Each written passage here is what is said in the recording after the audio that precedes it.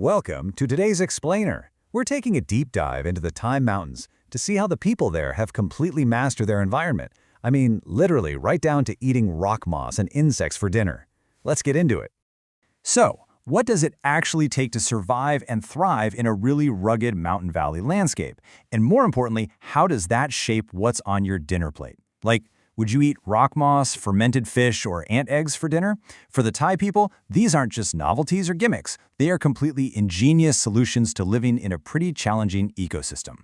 In this explainer, we'll be covering harmony with the mountains, life above the ground, woven identity and aesthetics, insects, moss, and fermented fish, mastering the river rapids, and finally preserving culture through change. All right, starting off with Section 1, Harmony with the Mountains. You know, a traditional Thai village isn't just a place to sleep. It's a highly organized socioeconomic unit, intimately tied to the mountains. They cluster their homes tightly together, which makes shared labor and collective defense a breeze. And this setup allows them to perfectly manage wet rice fields in the valleys, share grazing grounds for their buffalo, and protect their sacred forests. It's basically an ecosystem in perfect balance, engineered from the ground up to secure their incredibly diverse diet.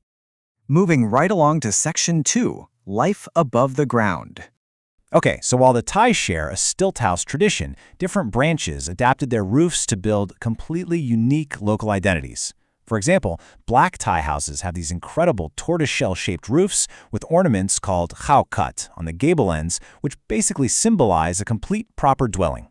Then you have the white Thai houses, common in the Lai Chau region, which feature rectangular roofs and often have this wide, wrapping veranda.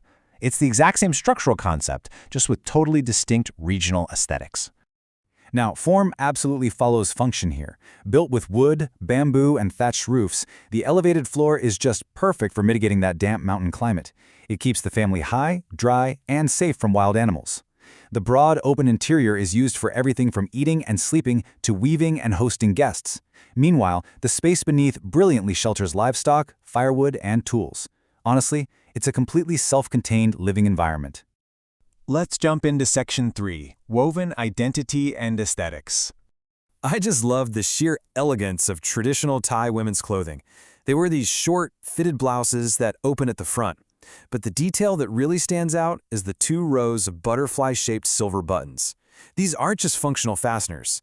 Against the black or white blouse, they act as spectacular visual markers of social status, local group identity, and they showcase the really extraordinary weaving and dyeing skills of the women in the community. Section 4. Insects, moss, and fermented fish. Let's talk about this spectacularly resourceful diet. This is where the culinary magic really happens. The Thai don't just rely on cultivated crops, they tap into literally every single ecological niche around them.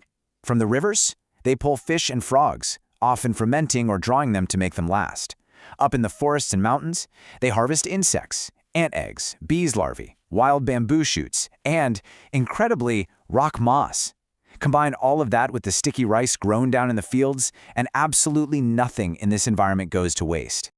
Take Nam Pia, for example. It's a highly distinctive dipping sauce, and it's the ultimate zero-waste creation. Get this, it's actually made from the fluid found in the small intestines of buffaloes, cattle, deer, or muntjac. Yeah, they mix that with garlic, chili, and a sour liquid, and it packs a powerfully intense flavor. To an outsider, it might sound a bit surprising, but it perfectly reflects a deep culinary tradition of making absolute full use of an animal. Because they're using such wild, foraged ingredients, Thai cuisine doesn't really bother with simple, bland, boiled foods. They favor complex, bold dishes. Think stir-fried with fat, roasted with salt, or grilled over an open fire. They absolutely love robust flavors, sour, spicy, astringent, and mildly bitter. And to wash down dishes with those intense profiles, well, they often share carefully distilled grain liquor or jar wine, which acts as the ultimate social glue during festivals, weddings, and after long days of communal labor. Let's move to Section 5, Mastering the River Rapids. Mastering these environments was a literal test of manhood.